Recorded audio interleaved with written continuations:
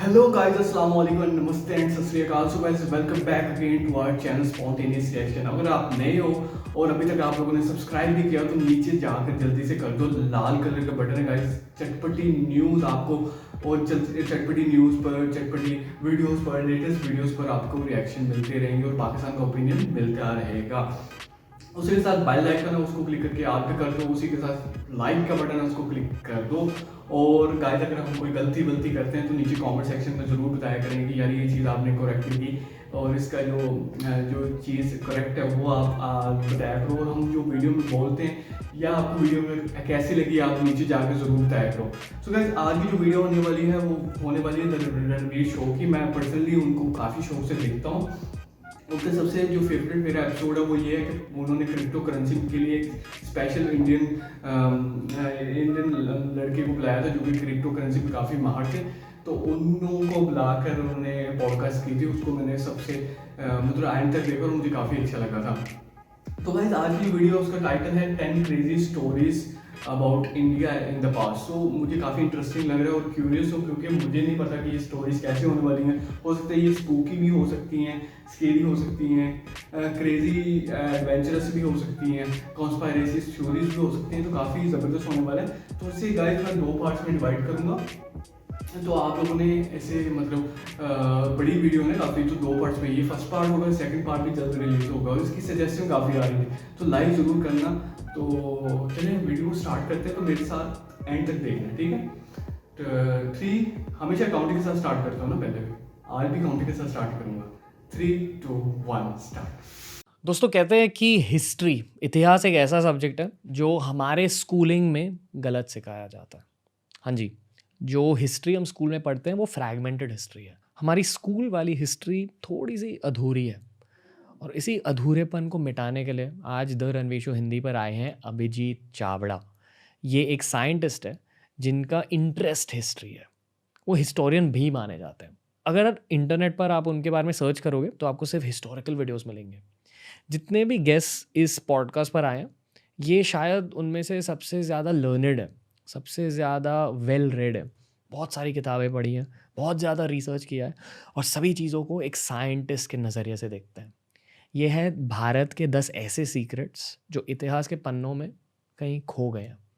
उन्हीं सीक्रेट्स को लेकर आए हैं रणवीर अलावादिया और अभिजीत चावड़ा द रणवीर शो हिंदी पर। एन्जॉय।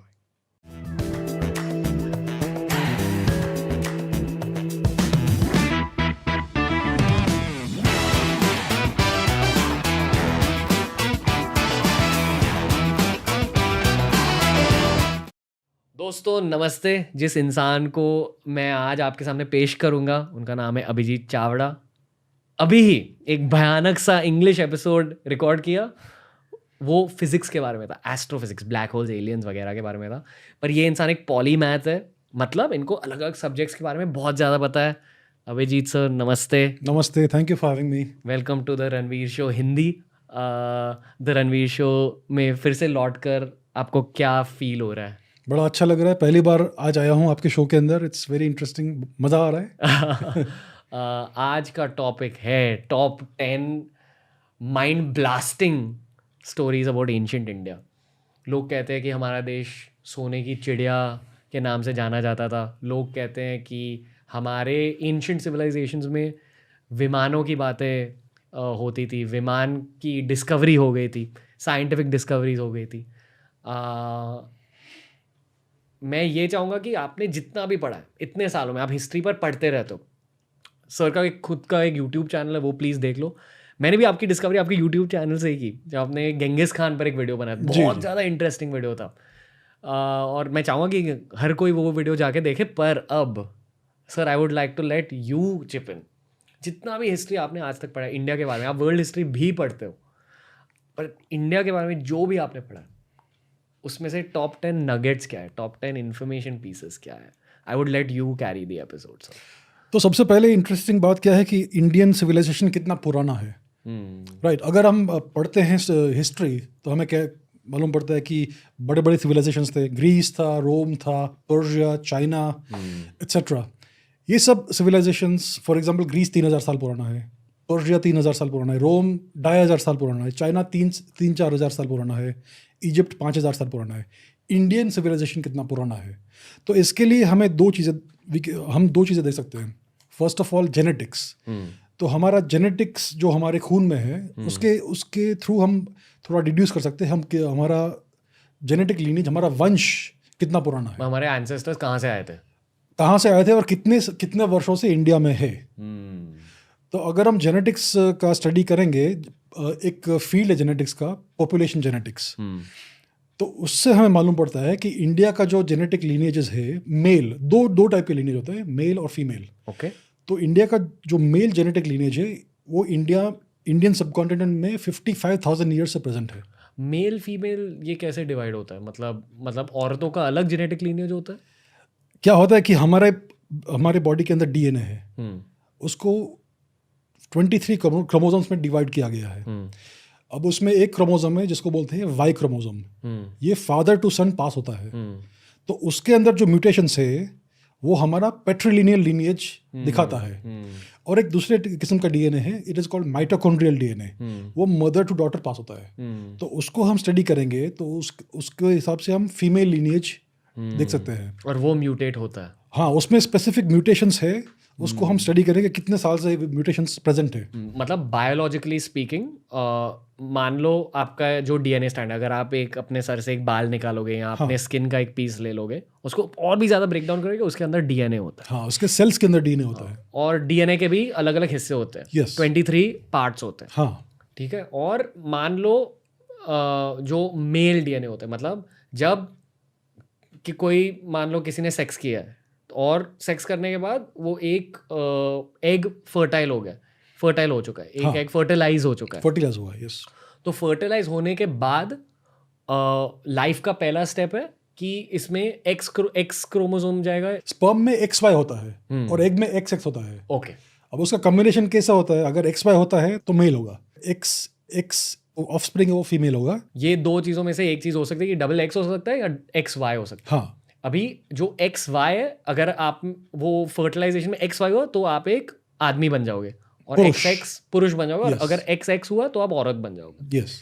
पर वो जो XY है वो आप डायरेक्टली अपने पिताजी से इनहेरिट करेंगे।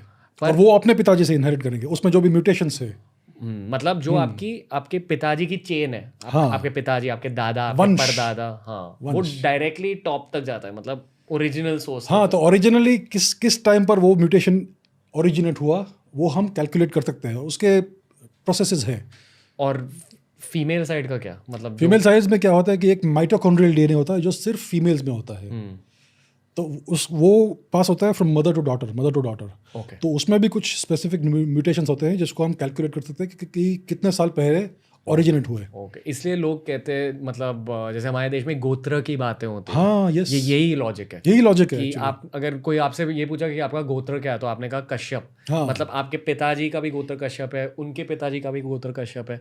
बट जब आप एक औरत से गोत्र के बारे में पूछोगे तो वो गोत्र अकॉर्डिंग टू मैरिज चेंज हो जाता है। हाँ, कि गोत्र वाई क्रोमोसोम के बारे में, वाई क्रोमोसोम से रिलेटेड होता है। हाँ। Am I right? Yes. Okay. It is a पैट्रिलिनियल lineage, गोत्र। ओके।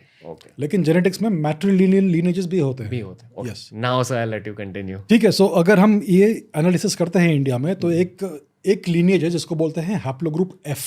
ओके। ये पैट्रिलिनियल लीनेज है। उसका टाइम ऑफ ओरिजिन है 55,000 ईयर्स अप्रोक्सीमेटली। मतलब तब स्टार्ट हुआ था। यस। एंड दिस लीनेज, ये जो लीनेज है हैप्लोग्रुप F, ये पूरे दुनिया में मोर देन 90% ऑफ मेल्स का एंसेस्ट्रल लीनेज है।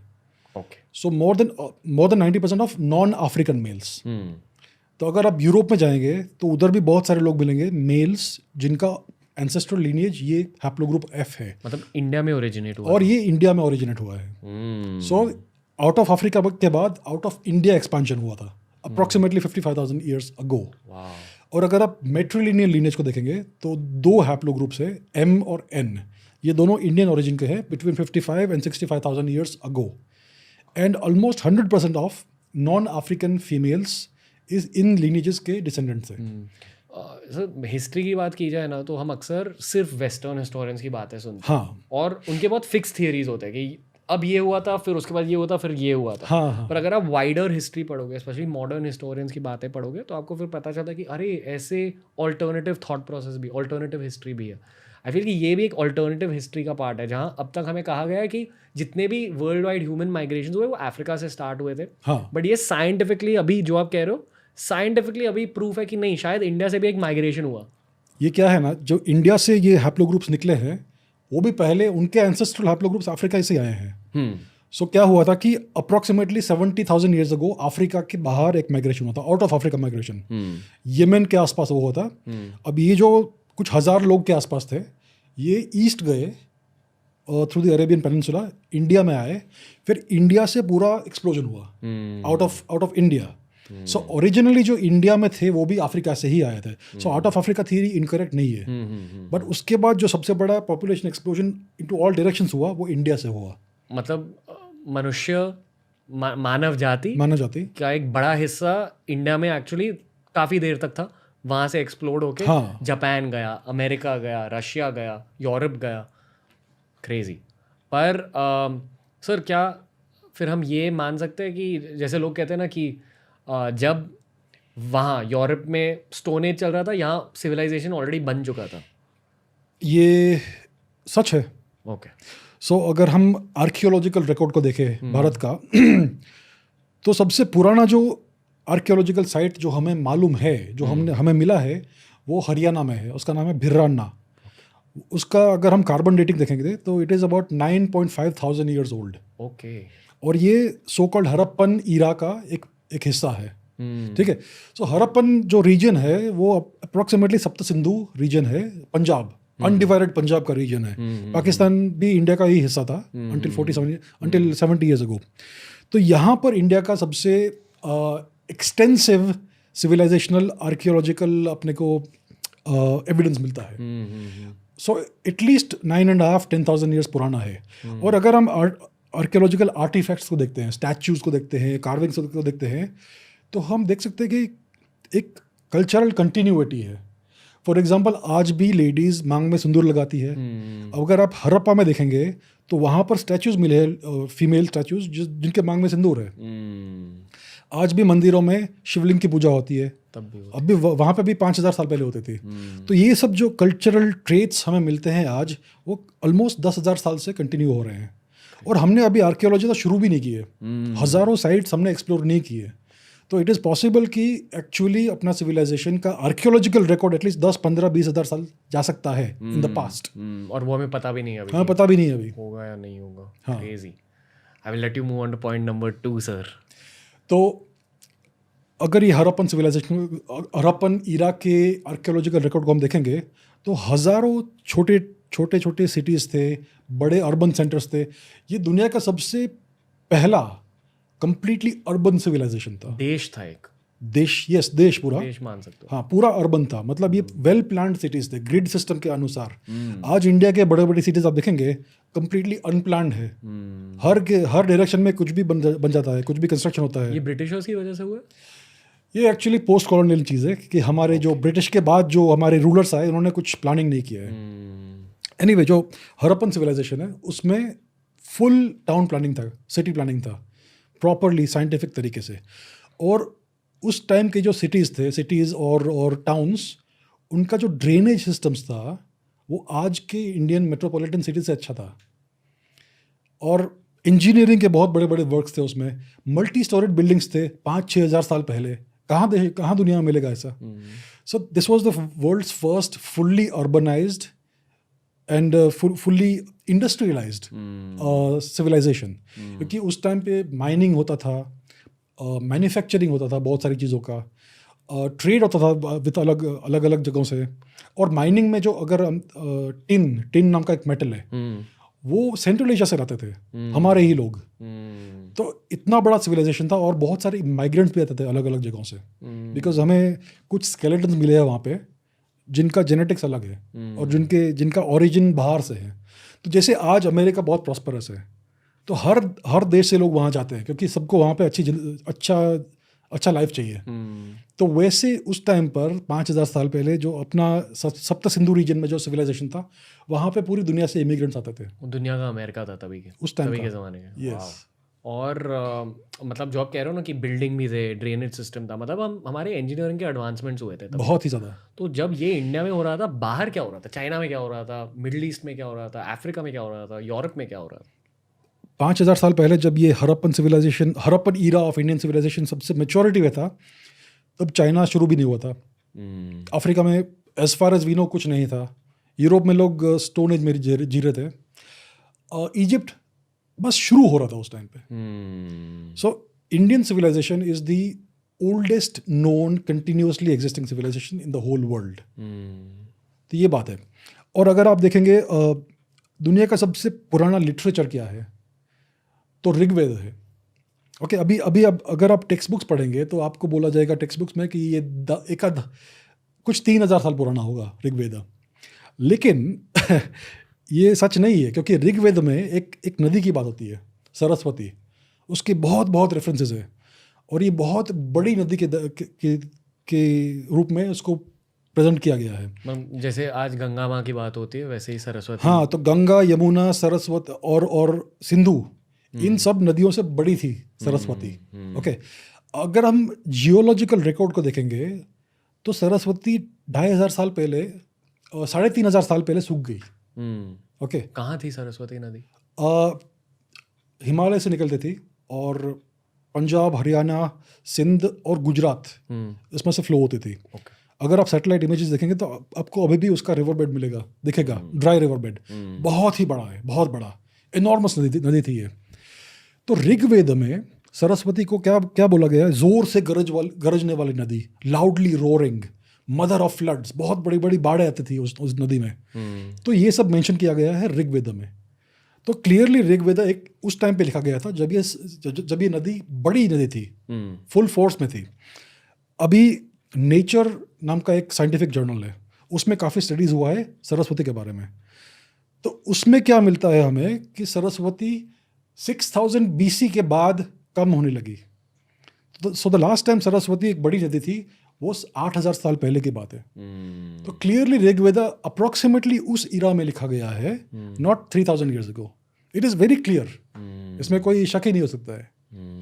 सर अभी ये जो 5000 साल पहले, 8000 साल पहले की बात हो रही है, तो हम कह रहे हैं कि ओके, ये जो हड़प्पन सिविलाइजेशन है, अच्छा हमारी किताबों में कहा जाता है कि सिर्फ 2500 साल पुराना। वही ना, वही उससे ज़्यादा पुराना बहुत यस डेफिनेटली होगा ये। हमारी जो किताबें हैं, हमारा जो हिस्ट्री है, ऑफिशियल हिस्ट्री, ये कम्प्लीटली ऑब्सोलीट है, कम्प्लीटली आउटडेटेड है। जो हम स्कूल में पढ़ते हैं, जो हम स्कूल में आज भी पढ़ते हैं। अब ये जो बुक है ऋग्वेद, ये हमारी सभ्यता का फाउंडेशनल डॉक्यूमेंट है, फाउंडेशनल लिटरेचर है। ये वैदिक संस्कृत में लिखा गया था। सो क्लियरली वैदिक संस्कृत भी 8000 साल पुराना है एटलीस्ट। और दुनिया में और कोई लैंग्वेज उसके पास भी नहीं है in terms of antiquity. Antiquity मतलब कि कितना पुराना, कॉम्प्लेक्स, रिच, वो भी नहीं, age in terms of age. So दुनिया में कोई भी लैंग्वेज, इवन जो हम जानते हैं, जिसके बारे में हम जानते हैं, कुछ 3-4 हज़ार साल से पुरानी नहीं है कोई भी। But Sanskrit clearly at least 6-7-8,000 years पुरानी है, एटलीस्ट मिनिमम। क्रेजी। हाँ, मतलब लोग कहते हैं कि अगर आपने एक बार लाइफ में संस्कृत सीख ली तो एक नॉलेज का पोर्टल अनलॉक हो जाता है। हाँ, क्योंकि कोई भी भाषा से अगर आप दूसरी भाषा में ट्रांसलेट कर रहे हो तो थोड़ा सा इन्फॉर्मेशन लॉस हो जाता है। पर अगर आप उसी ओरिजिनल लैंग्वेज में किसी किताब को पढ़ोगे, किसी टेक्स्ट को पढ़ोगे, आपको प्योर नॉलेज मिल जाता है। तो लोग कहते हैं कि ऐसे ही इंडिया में बहुत सारी नॉलेज पोर्टल्स है जो अभी तक अनलॉक्ड है। बिल्कुल हाँ। जिसके बारे में लोगों को शायद पता नहीं है। तो काला जादू की बातें होती है, सफ़ेद जादू की बातें होती है, शायद वो भी सीक्रेट्स उन किताबों में छिपी हुई है। क्या हो सकता है सर, पर एक बेसिक सी क्वेश्चन है कि जब मोहनजोदारो हड़प्पन सिविलाइजेशन का प्रोग्रेस हुआ था, हाँ, तब रेस्ट ऑफ इंडिया में क्या हो रहा था? मतलब साउथ इंडिया में क्या हो रहा था, बंगाल में क्या हो रहा था? अब हमें धीरे धीरे आर्कियोलॉजिकल एविडेंस मिल रहा है कि ये जो हड़प्पन फेज था हमारा सिविलाइजेशन का, वो सिर्फ सप्त सिंधु में कंसंट्रेटेड नहीं था। उस टाइम पे गंगा वैली में भी उतना ही था। लेकिन हमने कुछ एक्सप्लोर नहीं किया है आज तक, हमने आर्कियोलॉजिकल रिसर्च नहीं किया है। पिछले 70 ईयर्स से इंडिया में कुछ रिसर्च हुआ ही नहीं है हिस्ट्री के बारे में, आर्कियोलॉजी के बारे में बहुत कम हुआ है। 99.9% हमारा आर्कियोलॉजी अभी भी छुपा हुआ है बिलो द अर्थ।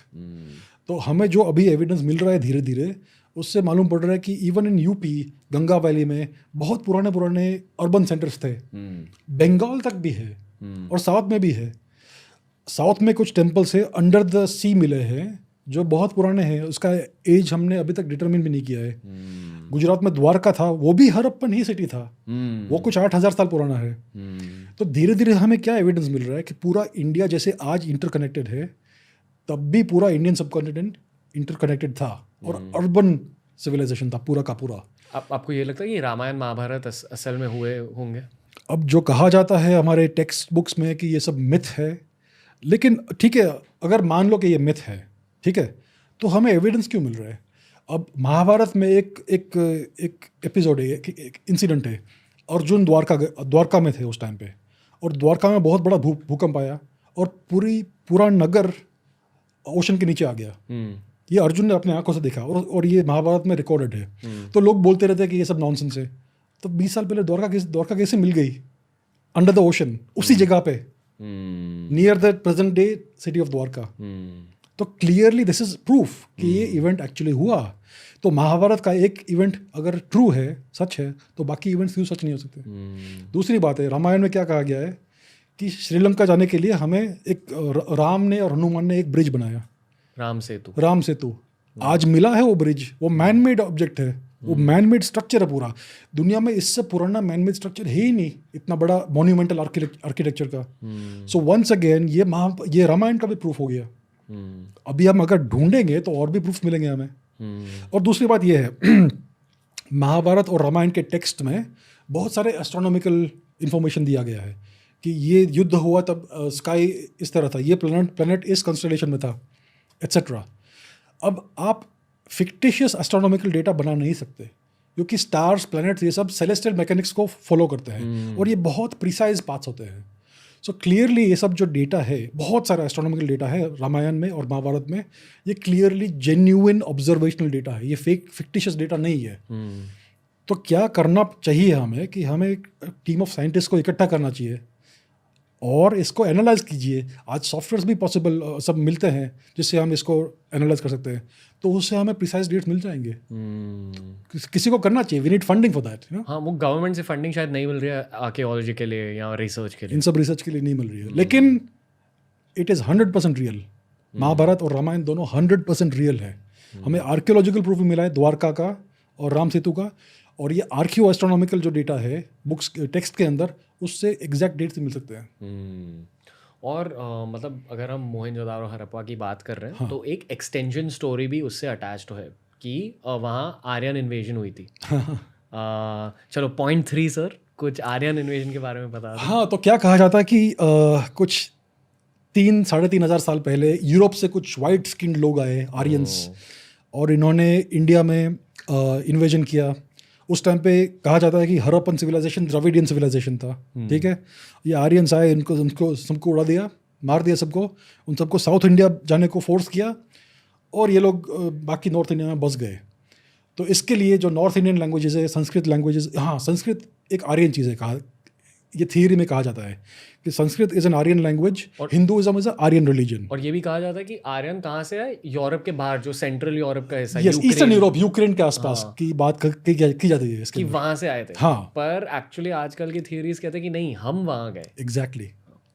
आप एक्सटेंड कर दोगे? अभी देखिए क्या है कि मैं अभी हैप्लोग्रुप्स की बात की थी, जेनेटिक लीनिएजेस, वंश के बारे में। तो एक स्पेसिफिक मेल वंश है जिसको बोला जाता है R1A1A।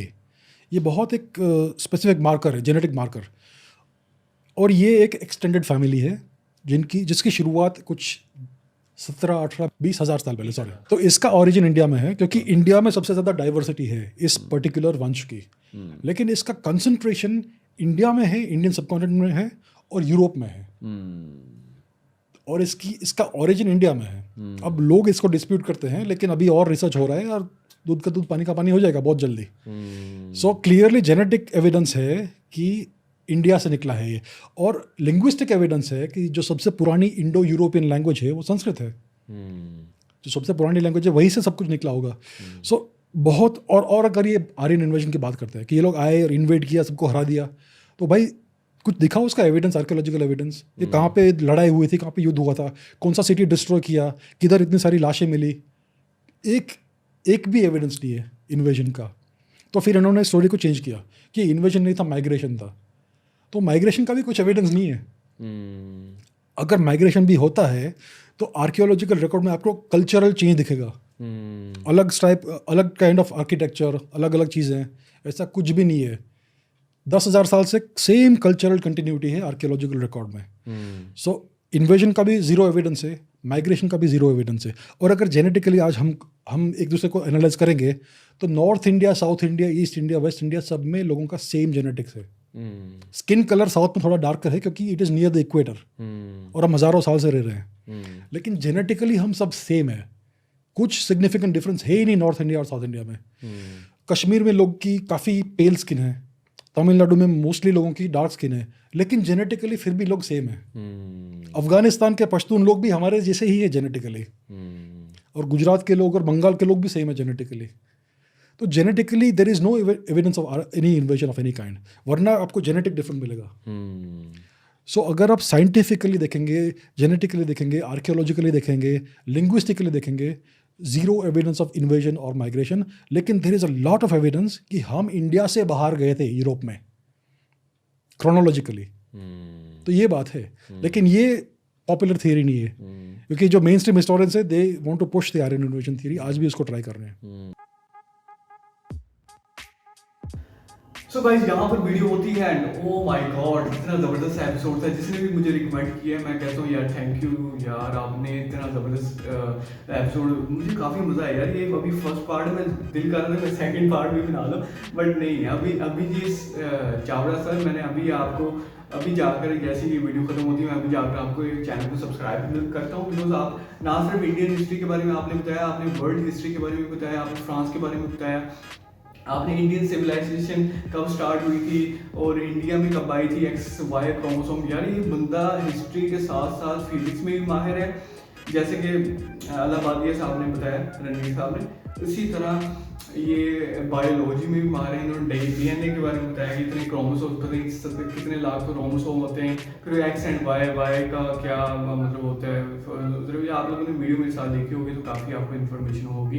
तो इसी तरह इन्होंने फ्रांस की हिस्ट्री के बारे में बताया, लास्ट में इन्होंने मार्शल आर्ट्स के बारे में बताया। तो गाइस इंशाल्लाह नेक्स्ट वीडियो में नेक्स्ट पार्ट ज़रूर देखना आपने। मैं बहुत क्यूरियस हूँ, मुझसे वेट नहीं हो रहा कि मैं अभी बना लूँ, बट मैं इंशाल्लाह बनाऊँगा, जल्द बनाऊँगा। तो इसी तरह हसन अभी हमारे चैनल को अभी जाकर आप लोगों ने सब्सक्राइब नहीं किया तो अभी जाकर नीचे कर दो ना यार, क्या जाता है आप लोगों का, सेकंड लगते हैं। अभी जाकर नीचे लाल बटन को क्लिक कर दो और लाइक को दबा दो, क्योंकि लाइक जब करते हैं ना वीडियो को तो रिकमेंड करते हैं लोगों को। इससे हमारा जो मैसेज है पाकिस्तान ओपिनियन है कि टूवर्ड्स इंडियन वीडियोस तो लोगों तक पहुंचेगा, लोग अच्छे से देखेंगे। और आपका जो सपोर्ट है, लव आप हमें दे रहे हो, हम उसका तहे दिल से शुक्रिया अदा करते हैं। तो इंशाल्लाह आपको नेक्स्ट वीडियो में मिलूंगा। Take care, bye.